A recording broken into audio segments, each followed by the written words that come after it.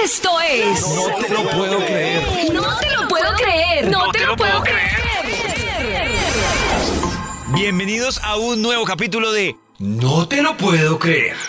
Y hoy, en este capítulo de No te lo puedo creer, les traemos cositas interesantes que sé que van a poner a más de uno y a más de una en un gran dilema. Sobre todo a los escépticos, pero también a los muy creyentes, porque hoy vamos a hablar de actividad paranormal.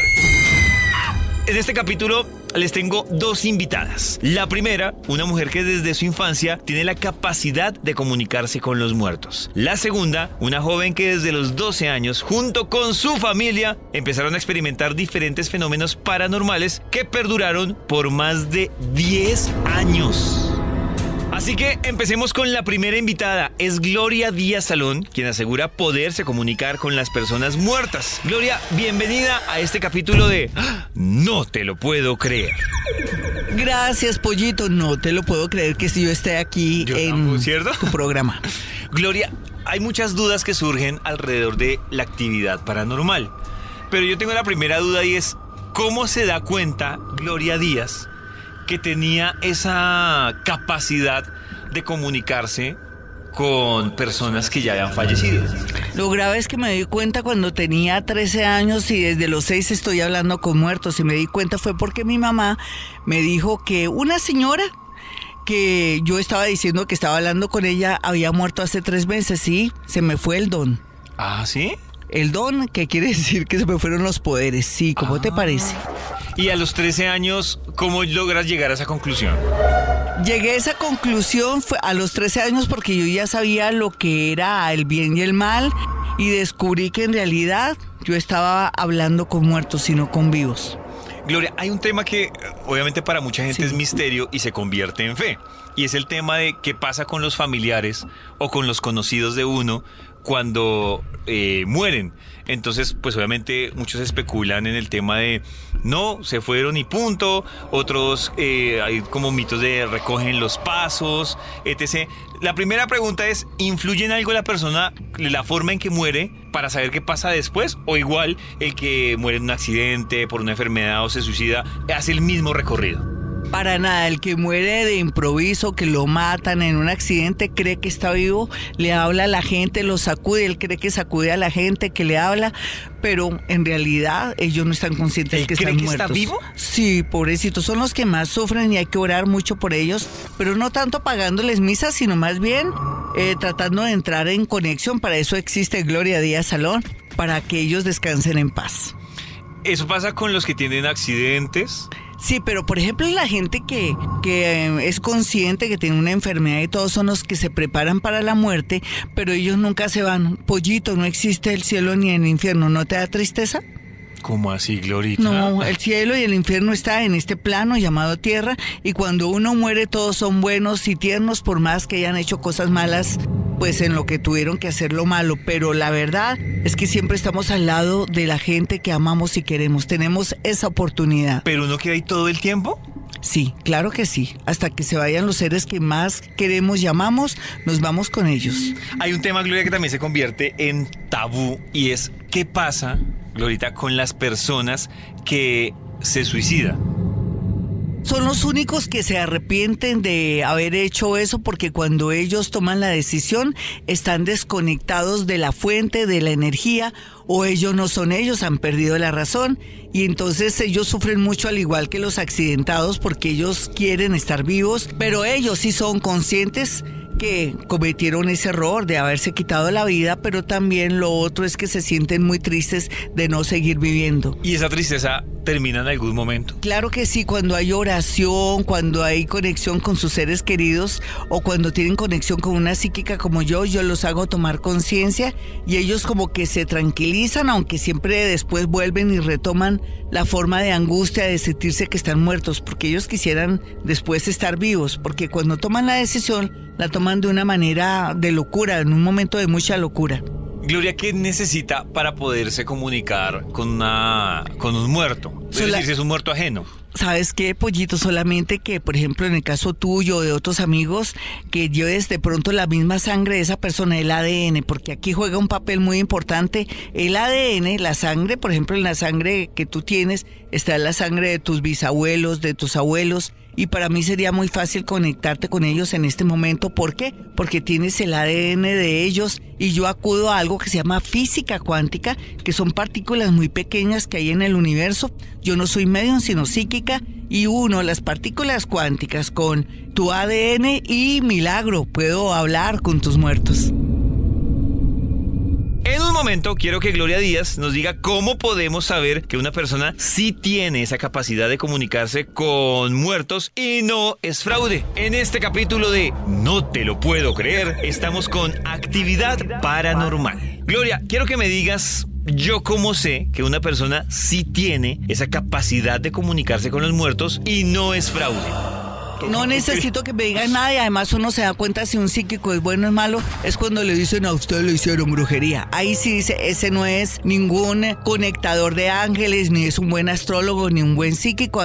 Usted se da cuenta en el momento que es un estafador. Glorita, ¿qué es eso de brujería? ¿Realmente qué pasa con eso? Como digo la yo, gente que dice, uy, es que me hicieron un entierro, el muñeco, etc, etc. ¿Eso sí pasa o qué? Pues la gente lo practica, pero que sea cierto es chimbo, como yo digo en los programas. O sea, chimbo. No, aquí el poder es el de la mente, Pollito. Y entonces, si tú de pronto, te voy a dar un ejemplo, digamos que tú tienes rabia con alguien y dices, ojalá que le vaya muy mal. Pues sí, nomás con la mente y de decirlo se llaman ataques psíquicos. Al personaje le va mal, pero después a ti se te devuelve 3 veces. Eso es la causa del defecto, ¿no? Todo lo que tú piensas se te devuelve. O sea eso sí es poderoso, el pensamiento, pero ir donde un brujo y decir que me va a devolver el amor de mi vida, eso es paja, eso es mentira, eso es estafa, eso no existe.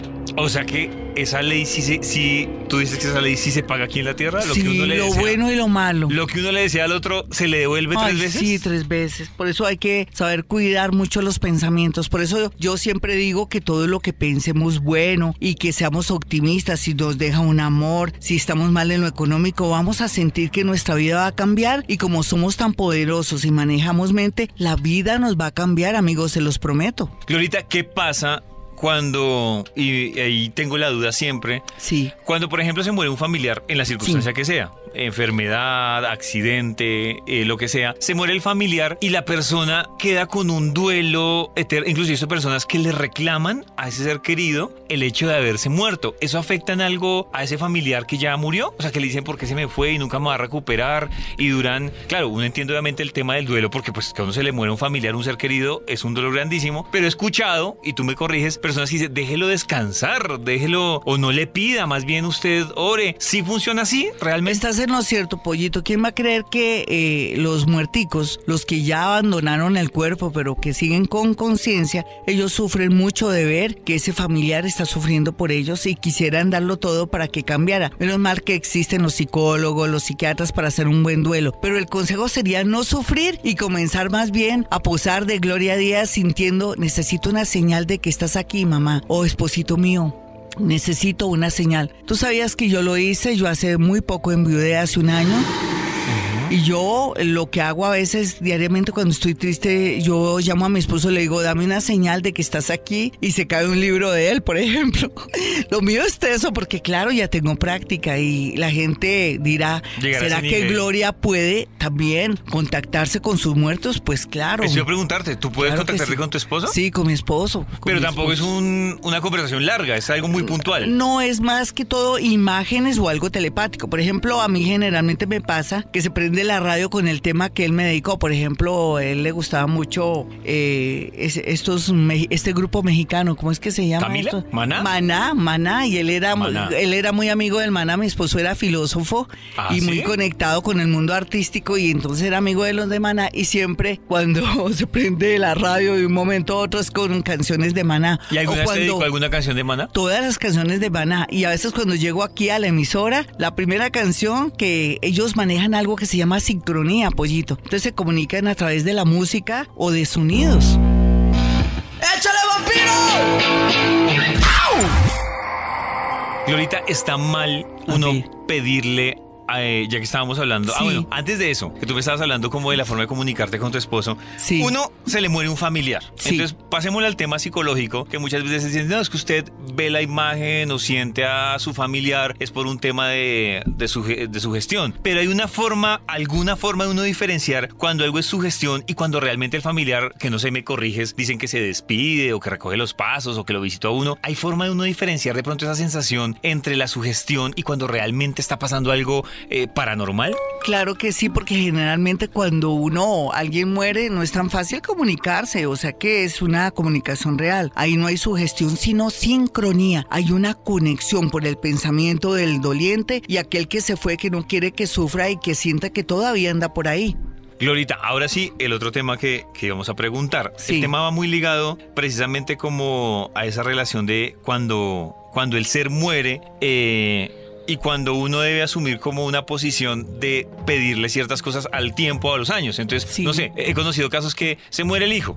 Y se muere el hijo, pero entonces la mamá a los 4 años está enferma y entonces el hermano del que se murió dice, ay hermano, por favor, la salud de mi mamá. Sí está bueno uno recurrir a pedirle a un difunto. Claro por que tema sí, sea. claro que sí. Yo pienso que ellos como son nuestros guías espirituales, no solamente tenemos ángeles, arcángeles, espíritus guías, sino los más próximos son nuestros muerticos. Ellos sí que son milagrosos, pero hay que saberles pedir. Uno les pide con un vaso con agua antes de irse a dormir. Hermanito, primito, yo te pido el favor que ayudes a mi mamá para que esté bien. Se le coloca un vaso con agua. Ellos necesitan como combustible un vaso con agua. ¿Lo sabías, pollito? Ah, no sabía. Sí, y eso ayuda a que haya más conexión. El agua tiene memoria, pollito, y así sea que tú tengas una preocupación o te quieras conectar con un muerto, con un familiar, un amigo, el agua sirve a nivel psíquico de combustible porque el agua tiene memoria.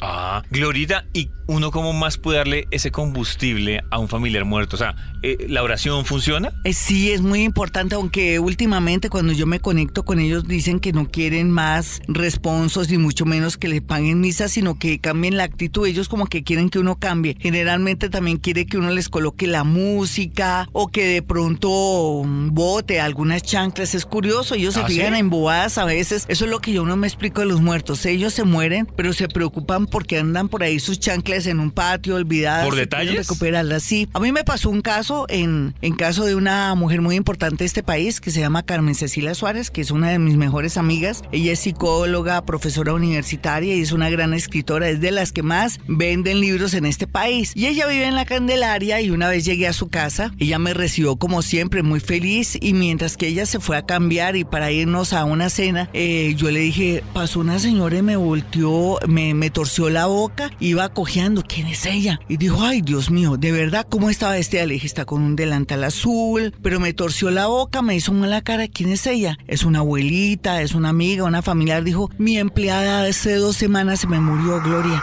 ¿Y dónde la viste? Le dije, aquí en este sector. ¿Qué hacemos? Le dije, no sé, si quieres hablamos con ella. Y entramos en contacto con ella y ella le pedía a Carmen Cecilia que le rogaba el favor que estuviera pendiente de su hija porque lo que estaba viendo entre su hija y su marido, que era el padrastro pues de su hija, no le estaba gustando nada, como si se estuvieran enamorando. Y lógicamente pues Carmen Cecilia acudió a su llamado, llamó a la hija, pero ya la hija estaba viviendo con su padrastro. Ah, tarde. Entonces ya no se podía hacer nada, pero son de las cosas que yo vivo muy a diario y que para mí son muy normales y para mi amiga también, porque ya me conoce.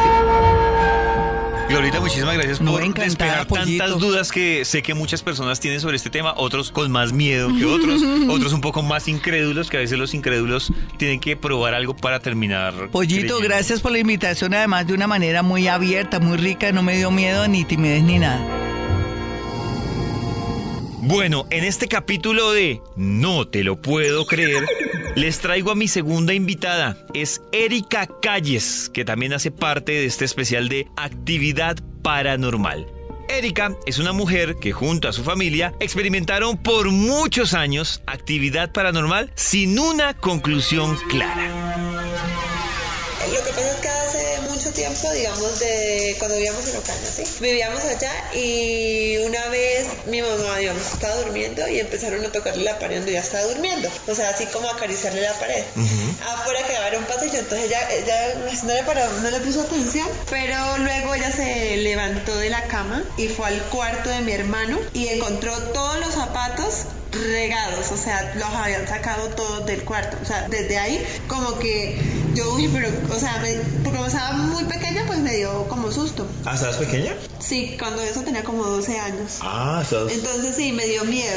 Pero yo me acuerdo que ahí en el barrio vivía un muchacho, o sea, era mayor que yo, y él siempre era como, pero ya era bastante grande, y era como, me saludaba, pero como coqueteándome, pero yo era una niña, entonces yo no le ponía cuidado, pero uno sabe cuando es alguien que quiere, como que tiene otra intención, ¿sí entiendes? Y yo no le ponía atención ni nada, y de pronto él se fue del barrio, o sea, no supe nada más de él ni nada de eso. Y resulta que cuando llegué acá a Bogotá, fue acá en Bogotá porque en Bucaramanga yo no me acuerdo que me haya pasado nada, pero acá llegando a Bogotá sí. Cuando yo vivía en esta casa y yo era mi segundo embarazo y resulta que ahí me empezó a pasar de todo. Yo acá duré solo cuando la niña salí de la dieta y me fui a vivir a Casa Fiscales, pero estando embarazada, lo primero que me pasó era que yo dormía en ese cuarto y resulta que yo estaba ahí durmiendo con mi esposo y escuché cuando un hombre se rió tan fuerte que despertó a mi esposo en mi oreja, así literal, se rió súper duro, una risa súper burlona y él es militar y dormimos con la luz prendida.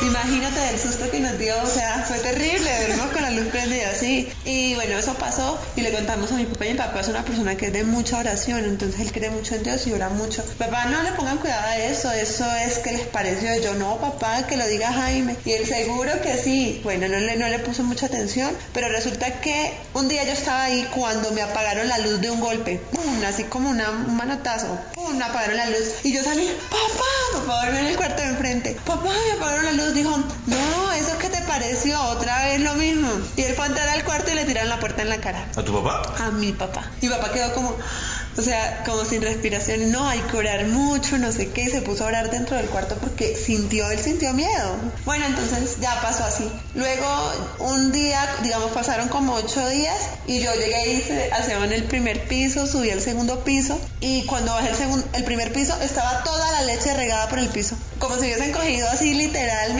la bolsa de leche y la regaron. Y entonces no me dio miedo, porque yo no sentí miedo, me dio fue rabia. Y yo empecé a decir como loca, a gritar, a decir, venga y me pasa el trapero. O sea, no sentí miedo, sentí en serio rabia y de verdad que no sentí miedo. Yo dije en ese momento, o sea, quisiera saber quién es como para, no sé, como si uno pudiera hacerle algo a un ente o no sé. Entonces yo dije, me expresé como feo. Y empecé a mirar, pero no había nada más y me dio muchísima rabia, porque imagínate cómo sacar una bolsa de leche de la nevera. Cuando casi estaba terminando por mi embarazo, como 8 meses o 9, ya estaba como en los 9 meses. Yo estaba sola en la casa y me bañé en el tercer piso, en el baño del tercer piso. Y me estaba bañando pues de espalda, es una cortina, no era con corredera de vidrio, sino cortina. Y literalmente me cogieron con la cortina y me arroparon así abrazada. Que como mi esposo es militar, yo dije, eso es el que llegó, o sea, lo sentí, yo dije, es el que llegó porque fue un abrazo de hombre. Entonces yo dije, fue el que llegó. Y cuando yo me quité la cortina no había nadie por ningún lado. Ese día sí sentí muchísimo miedo, pero muchísimo, demasiado miedo. Y ya pasó, pues le conté a todos, pero pues mi papá siempre no, que hay que orar, que no sé qué. Pero sí, ese día sí sentí muchísimo miedo. Luego un día me quedé durmiendo en el último cuarto con mi hermano el menor. Y pues él tenía como 20 años. Sí, porque estaba embarazada y Luciana tiene 7 años. Y él tenía como 20 años. Y estábamos durmiendo y entró el tipo, o sea, él vio al hombre, es un hombre y él dice que ya está canoso porque él lo vio y es canoso. Entró al cuarto, se iba a venir derecho como para donde yo estaba acostada a dormir, pero se desvió para el baño y se encerró con llave. Y mi hermano lo vio entrar y como mi papá está canoso, y su papá empezó a decir, papá, ¿yo qué pasó? Y dijo, ¿no lo viste? ¿Yo a quién? Papá entró al baño, yo no vi a nadie. Sí, era un hombre alto. Él se fue y efectivamente el cuarto estaba cerrado con llave, o sea, el baño. Y él empezó a hacerle duro, a forcejear y llamó a mi papá y tocó dañar la chapa y en el baño no había nadie. Sí, o sea, fue como, eso me pasó. Un día estábamos hablando en la tarde, yo fui al cuarto, hablé con él y le dije, tan raro ese día lo que sucedió, ¿cierto? En el baño. Sí, no sé qué, él se acostó a dormir y como a las 6 de la mañana le abrieron la cortina de par en par, la cortina donde él estaba durmiendo. Me llamó como a las 7 que él iba a trabajar y me dijo, por favor acá no vengas a mi cuarto, porque imagínate lo que me pasó. Yo dije, no lo puedo creer.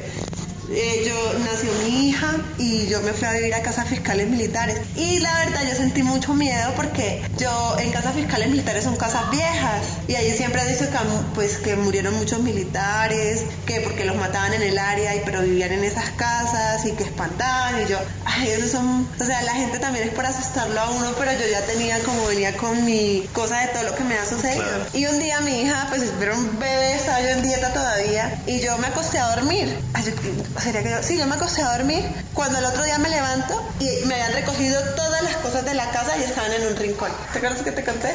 Todo estaba en un rincón. Y yo empecé a hablar duro y a decir, bueno, ahora venga y me hace aseo y me acomoda todo como estaba. Pero así súper duro. Y otro día, como a las 3 de la mañana, me tocaron el timbre y me tocó llamar a la guardia y que subieran los soldados y que me revisaran por todos lados a ver qué era. Pero esas eran como lo que me sucedía y ya, y eso dejó de pasar. ¿Y tú por qué relacionas lo del hombre? Yo tengo dos cosas.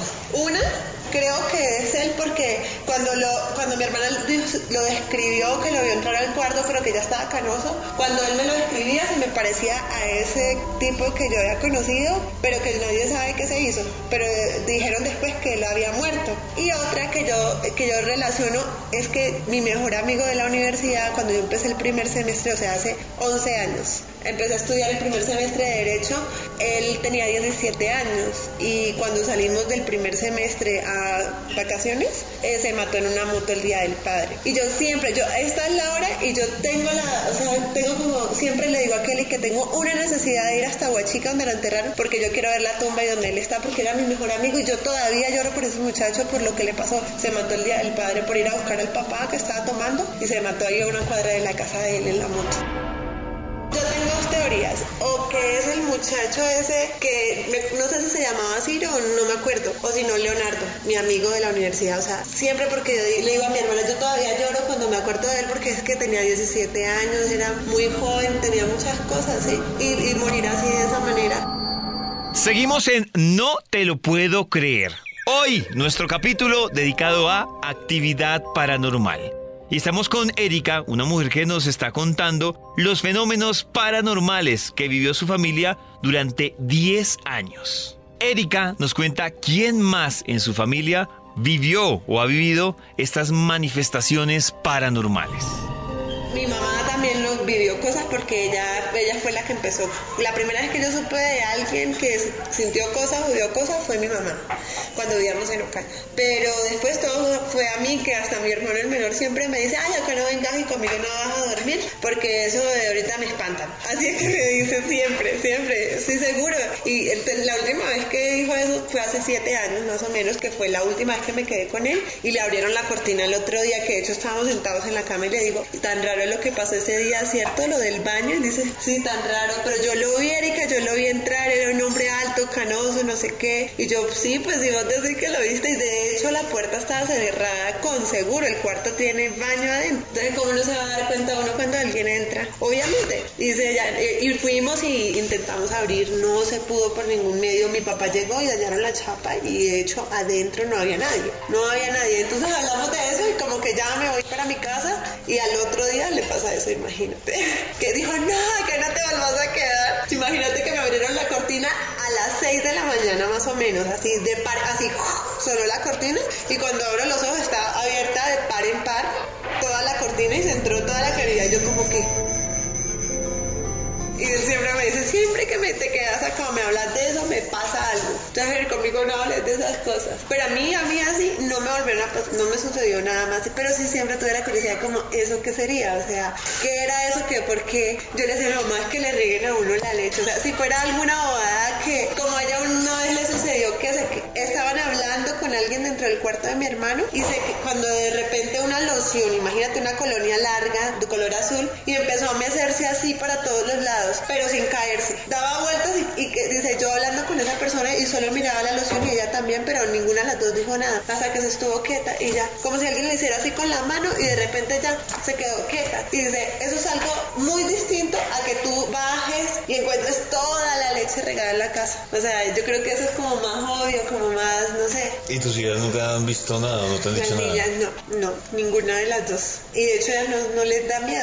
Mi hija de 10 años, por ejemplo, ella baja desde el último piso, todo en lo oscuro en la casa, y baja a tomar agua y no prende ni una luz. Y va hasta a la cocina y toma agua y no prende ni una luz. Ella no es nerviosa para nada. ¿Y tú después de eso eres nerviosa o no? ¿O eres relajada? Yo, relajada con eso, o sea, ya no me da miedo. No me da miedo esas cosas, no, ya no. Pero, digamos, cuando me sucedió lo del abrazo en el baño, ese día sí sentí mucho miedo, porque yo sentí una persona. O sea, yo no sentí una brisa, un aire fresco, nada de esas cosas, frío, no sentí nada. Yo sentí una persona que me abrazó. O sea, es un abrazo de un hombre, yo lo sentí, y era un hombre grande. Yo lo sentí el abrazo de la persona. Y claro, yo me quité a buscar a mi esposo porque como, claro, militar, llegan en cualquier momento, abre la puerta, ya está dentro de la casa, pero no había nadie en la casa. Y yo lo llamé llorando y le dije, y me dijo, no, cálmate, que no sé qué, estás nerviosa, pero fue terrible. Ese fue el momento que más sentí miedo, fue ese día. Y el día que me recogieron las cosas, ¿sabes por qué no sentí miedo? Porque era de día. O sea, que estaba toda clara la casa, entonces no sentí tanto miedo. Pero donde hubiese sido de noche, yo me muero del miedo, porque todo estaba oscuro. Pero como era de día, no sentí tanto miedo. Y te dice, ¿cuántos años duraste con eso? ¿Desde los 12? Que empezaste a sentir cosas. ¿Desde los 12? Como de los 12 años. ¿Y hasta? De hecho, con mi hermana, que tú sabes que somos gemelas, ella una vez estaba en un cuarto arriba de mi casa, o sea, cuando vivíamos en Ocaña, y ella sintió algo arriba. O sea, estábamos durmiendo pero ella sintió algo arriba. Estábamos en un primer piso y ella sintió algo en el segundo piso, como caminando, pero cuando eso estaban construyendo. Nosotros pensamos, los ladrones, no sé qué. Y siempre que estábamos durmiendo, yo decía, escucha para que veas que son pasos. Y yo escuchaba y sí, eran pasos, porque era una placa. No había construido todavía. Y era la placa. Yo, seguro alguien se mete ahí de pronto a fumar marihuana. Yo pensaba eso.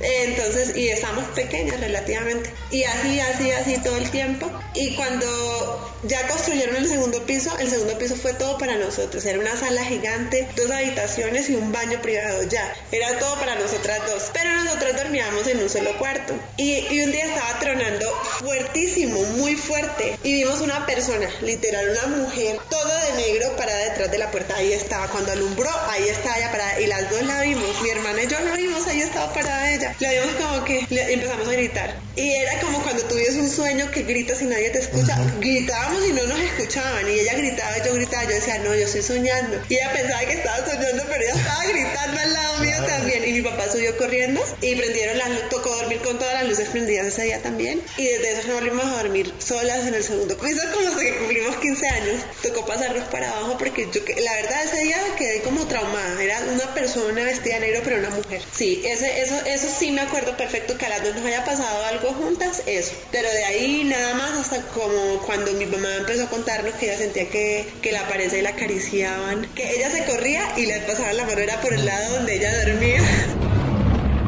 Pero desde afuera, ¿sí entiendes? Sí. No era adentro, sino que se escuchaba que desde afuera la acariciaba. Y ella dice, no, hay alguien en la casa, pero no. Oye, entonces tú desde los 2 años más o menos hasta qué edad, o sea, ¿cuántos años fueron en eso? ¿Cuánto más o menos? Tengo 30 años, como hasta los 25. No, mentira, yo creo que un poquito más, como 27 años. Uy, pero muchos años con eso. Pero no era que me sucedieran cosas muy seguidas. Pero ¿sabes cuándo se hizo súper así, súper fuerte? Cuando estaba embarazada se hizo, o sea, era... ¿En el primer embarazo? En el segundo embarazo. ¿En el segundo embarazo era súper seguido. Era todo el tiempo. En el primer embarazo yo me acuerdo que nunca viví nada extraño, nada, todo era calmado. Pero cuando quedé embarazada la segunda vez, fue súper impresionante. Era cada rato, cada 8 días. Yo le decía a mi mamá, pero es que es imposible que me pasen tantas cosas, mami. Yo subía, yo apagaba la luz de acá y subía, y cuando iba llegando arriba me la prendían y me tocaba volver a bajar a apagar la luz. Y no me daba miedo, yo no miraba para atrás. Así llegamos al final de este capítulo de No te lo puedo creer. Y hoy revisando el tema de actividad paranormal. Yo sé que después de este programa y después de estas versiones y estos testimonios y estas vivencias, pues muchos quedan con bastantes dudas. Otros de pronto se sienten identificados por algunas situaciones que han vivido, pero pues en esto radica este tema de actividad paranormal que definitivamente no está escrito. Gracias por acompañarnos en este capítulo de No te lo puedo creer.